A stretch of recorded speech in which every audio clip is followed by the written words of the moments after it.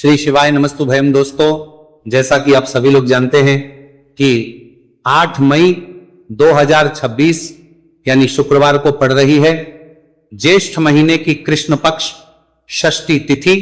और दोस्तों, यह वह तिथि है जो ज्येष्ठ मास में पड़ने वाली सबसे बड़ी तिथि है, क्योंकि यह शुक्रवार के दिन पड़ रही है और इसका बहुत ही बड़ा और विशेष महत्व होता है। पूज्य गुरुजी ने कहा है कि अगर कभी भी मौका लग जाए और ज्येष्ठ महीने की षष्ठी तिथि शुक्रवार को पड़ जाए तो आप लोगों 11 चावल के दाने का उपाय तो अवश्य ही करना चाहिए। इन दोनों का संयोग बहुत ही कम आता है।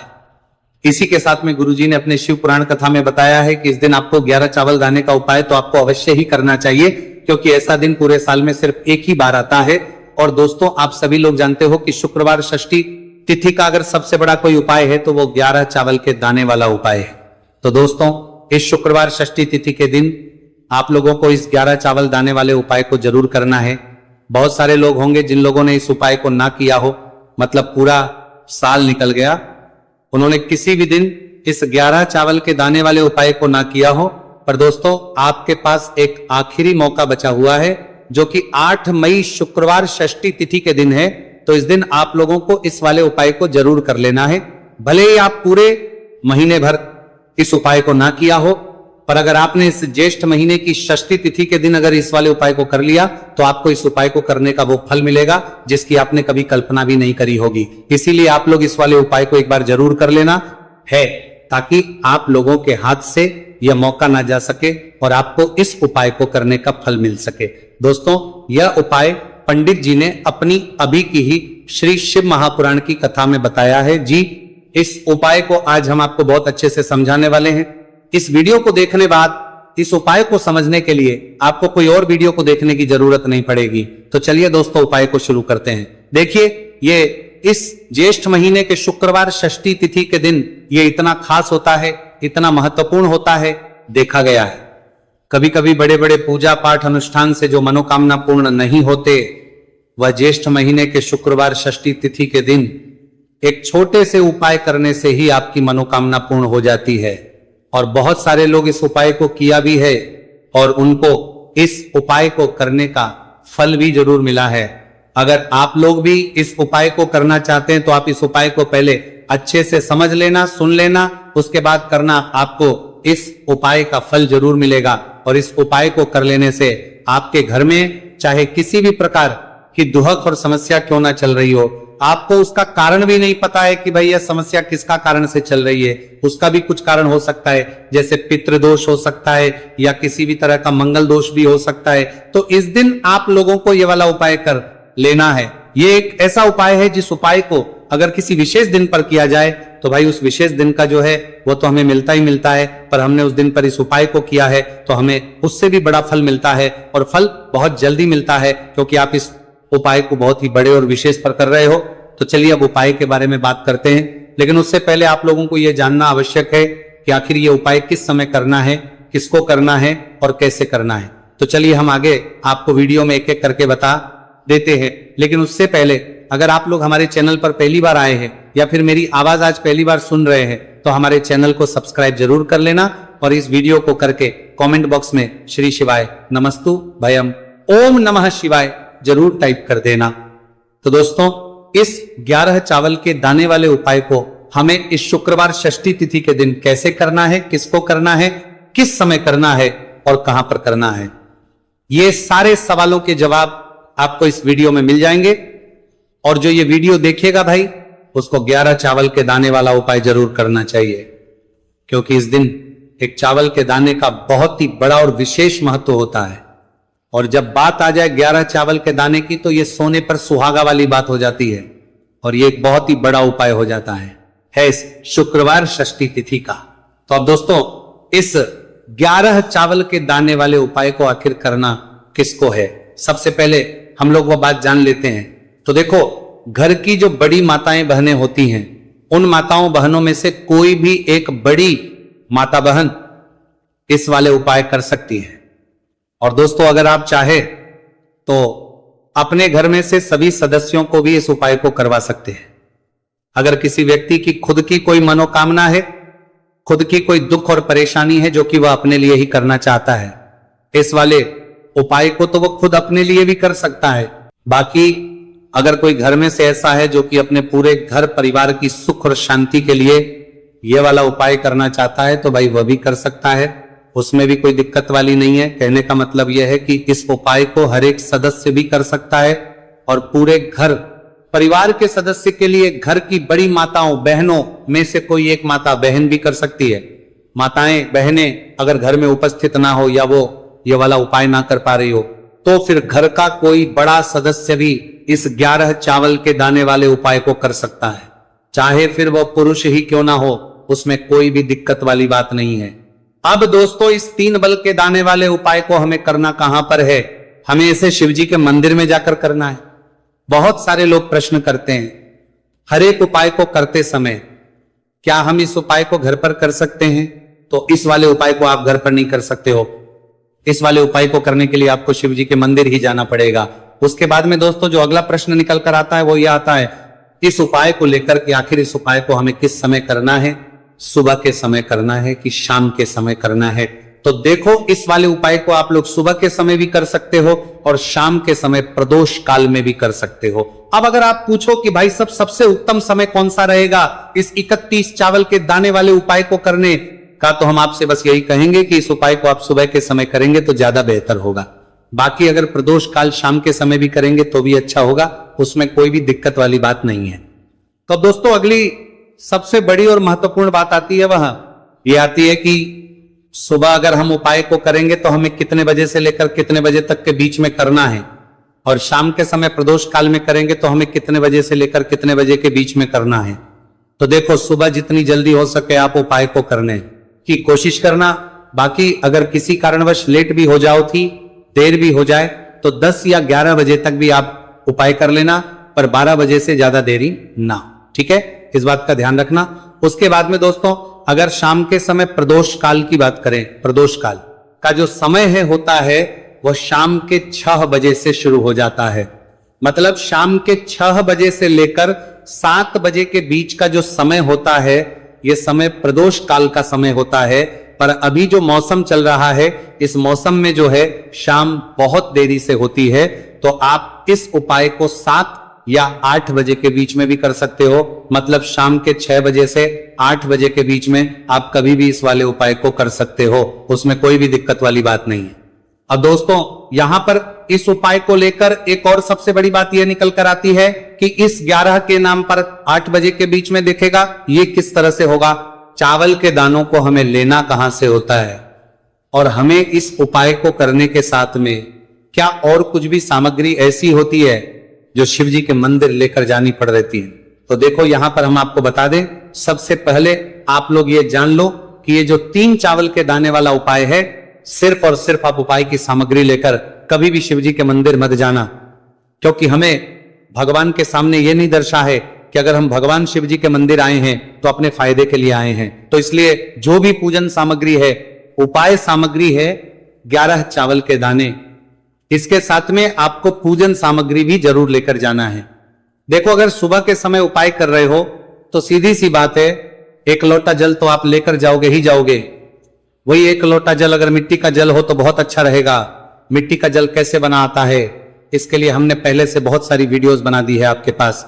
इस दिन एक आखिरी मौका रहेगा, मिट्टी का जल शिव जी पर चढ़ने का और उपाय को करने का बहुत बड़ा आपको इस दिन फल मिलेगा। तो इसीलिए इस दिन हो सके तो भाई मिट्टी का जल चढ़ाना, तो अपने साथ में कम से कम 1 लोटा जल तो आपको लेकर जाना ही जाना है। अगर मिट्टी का जल नहीं है तो घर का जल भी आप इस्तेमाल कर सकते हो। इसके अलावा जो भी पूजन सामग्री है, देखो 11 के दाने ये अलग आपके रहेंगे और जो आपकी पूजन सामग्री रहेगी वो अलग रहेगी। पूजन सामग्री में आप जो भी चीज लेकर जाना चाहे वो लेकर जा सकते हैं, एक बेलपत्र भी लेकर जा सकते हैं, उसमें कोई भी दिक्कत वाली बात नहीं है। वहीं अगर हम बात करें शाम के समय की, तो शाम के समय शिवजी पर जल नहीं चढ़ता है, इसीलिए शाम के समय आप लोग एक दीपक तैयार कर लें जो कि गोल तीखा आटे का शुद्ध देसी गाय का घी का होगा, है ना। इस बात का आप लोगों को ध्यान करना है और इस दीपक को आपको घर से जलाकर नहीं लेकर जाना है, भगवान शिवजी के मंदिर में जाकर ही जलाना है। इस बात का भी आप लोगों को ध्यान रखना है। अब दोस्तों यहां पर हमें इस बात को समझना है कि ये 11 चावल के दाने हमें लेना कहां से है। क्या हमें दुकान से लेकर आना है या हमें अपने घर से लेना है या कहां से लेकर आना है, और कौन से चावल लेना है क्योंकि चावल भी बहुत प्रकार के होते हैं। तो देखो, इन सभी सवालों के जवाब आप लोग एक बात में सुन लो कि भाई जो उपाय है, इस उपाय में आपको ये नहीं देखना है कि भाई कौन से चावल है कौन से चावल नहीं। बस जो भी चावल ले रहे हो वो चावल का दाना सबूत होना चाहिए, मतलब साबुत होना चाहिए, टूटा हुआ नहीं होना चाहिए, कटा पीटा नहीं होना चाहिए। ये बात आपको ध्यान रखना है। बाकी आपका चावल बासमती हो या सादा चावल हो या कोई सा भी चावल हो, उसमें कोई भी दिक्कत वाली बात नहीं। तो सीधी सी बात है कि आपके घर के रसोई घर में जहां पर आप बनाते हो, वहां पर जो भी चावल आपके उपस्थित हो, उन चावलों में से अपनी एक कटोरी भर लेना या एक मुट्ठी चावल अलग से निकाल कर रख लेना, क्योंकि हम 11 चावल ही यहां पर इस उपाय में लेने वाले हैं। तो हमें ये चावल के दाने गिनकर निकालने पड़ेंगे, इस बात का आप लोगों को ध्यान रखना है। तो अपने उस चावल की कटोरी में से या चावल में से 11 ऐसे चावल के दाने आप लोग निकाल लो जो कि टूटे हुए ना हो, कटे पीटे ना हो, कोई दाग ना लगा हुआ हो, है ना। अच्छे साबुत चावल के दाने 31 दाने आप लोग निकाल कर रख लो और इन्हें किसी भी एक कागज की पड़िया में या किसी एक छोटी सी कटोरी में आप लोग रख लो, ताकि यह सुरक्षित रहे, आपके एक भी चावल का दाना इधर उधर ना हो और आपका उपाय भी पूरा अच्छे से हो जाए। तो भाई जैसे ही आपका उपाय की जो सामग्री है, 11 चावल के दाने ये तैयार हो जाते हैं, उसके बाद में आपको जो भी अपनी पूजन सामग्री है, सुबह समय कर रहे हो तो एक लोटा जल और एक बेलपत्र या पूजन सामग्री जो लेकर जाना चाहो उसकी भी तैयारी कर लेना। और शाम के समय जा रहे हो तो भाई अपना जो दीपक है उसे तैयार कर लेना, ठीक है। और उपाय को करते समय शुद्धता का विशेष रूप से ध्यान रखना, ठीक है। सुबह सुबह स्नान करने के बाद ही उपाय को करने की आप लोग तैयारी करना। उसके बाद अगर शाम के समय की बात करें तो शाम के समय आपको स्नान करने की जरूरत नहीं है, पर शुद्धता ध्यान रखना है। आपको स्नान तो नहीं करेंगे, आप हाथ मुंह धोकर भी इस वाले उपाय को शाम के समय प्रदोष काल में कर सकते हैं, इसमें कोई दिक्कत वाली बात नहीं है। तो आप अपने उपाय की पूरी सामग्री तैयार करके आपके पास ही में जो आपका शिव मंदिर हो वहां पर पहुंच जाइए। सबसे पहले शिव मंदिर में जाकर आप लोगों को उपाय नहीं करना है, पहले भगवान के दर्शन करना है, भगवान से आशीर्वाद प्राप्त करना है, फिर शिव जी की शिवलिंग के पास में आना है। शिवलिंग के पास में आने के बाद जो पूजन सामग्री लेकर आए हुए हैं, जैसे कि सुबह गए हुए होंगे तो एक लोटा जल और जो भी पूजन सामग्री लेकर आए हैं आप उनसे भगवान शिव जी की पूजन कीजिए। सबसे पहले तो एक लोटा जल ही चढ़ेगा, फिर आपको एक बेलपत्र श्री शिवाय नमस्तु भयम का जाप करते हुए शिवलिंग पर चढ़ा देना है। उसके बाद में आपकी पूजन सामग्री चढ़ेगी। उसके बाद में अगर दोस्तों शाम के समय अगर आप इस उपाय को कर रहे हो तो अपने साथ कम से कम एक जो दीपक है गोल बाती का जो आप अपने साथ में लेकर गए हो, उस दीपक को मंदिर में जाकर अपनी माचिस से जलाना है और उस दीपक को शिवलिंग के पास में रखना है, ठीक है। इस दीपक को रखने के बाद ही आप लोगों को अपना यह वाला उपाय शुरू करना है और दीपक को ज्यादा पास में मत रखना, वैसे भी गर्मी पड़ रही है, भगवान शिव जी को आंच नहीं लगनी चाहिए, है ना। तो भाई जैसे ही आपकी पूजा अर्चना हो जाती है, आप भगवान शिव जी को प्रसन्न कर लेते हैं। उसके बाद शिवलिंग के पास ही में आप कहीं पर बैठ जाइए सामने या आसपास, जिस जगह पर आपको बैठना हो वहां पर बैठ जाइए और अपने वह 11 चावल के दाने अपने सामने निकाल कर रख लीजिए, क्योंकि अब यहां पर उपाय को यहां पर करने की आपको तैयारी करना है। और इस तरीके से जब आप उपाय करेंगे, पूजन सामग्री करने के बाद, पूजन अर्चना करने के बाद, तो आपको उपाय का फल बहुत जल्दी और बहुत होकर मिलेगा। तो अपने चावल के अपने सामने निकाल कर रख लेना और ये जो उपाय है ये आपकी सीधे हाथ की हथेली से होगा, इसलिए इस बात का भी विशेष रूप से ध्यान रखना है। तो सीधे हाथ की हथेली का प्रयोग करके ही आप लोग अपना इस वाले उपाय को करना। अपने सामने जो भी आपके कागज की पुड़िया है उसको खोलकर रख लो, या कटोरी है तो भाई उसे अपने सामने रख लो और अपने वो 11 चावल के दाने निकाल लो, ठीक है।